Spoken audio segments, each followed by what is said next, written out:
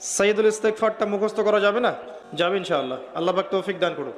চেষ্টা করেন প্রত্যেক দিন বেশি থেকে বেশি বলার জন্যে লা হাওলা ওয়ালা কুওয়াতা ইল্লা বিল্লাহ। পারা যাবে ইনশাআল্লাহ।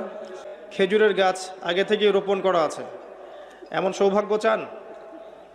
বেশি থেকে বেশি পড়বেন সুবহানাল্লাহিল আযীম ওয়া বিহামদিহি, সুবহানাল্লাহিল আযীম ওয়া বিহামদিহি। একবার পড়বেন, একটা গাছ রোপণ করা হবে ইনশাআল্লাহ।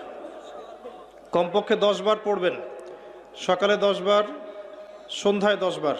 সবচেয়ে ভালো হয় যদি আল্লাহুম্মা সাল্লি আলা মুহাম্মাদ ওয়া আলা আলি মুহাম্মাদ কামা সাল্লাইতা আলা ইব্রাহিম ওয়া আলা আলি ইব্রাহিম ইন্নাকা হামিদুম মাজিদ, এটা পড়তে পারেন।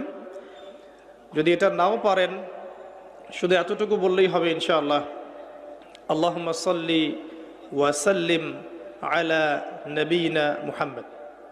পারা যাবে ইনশাআল্লাহ।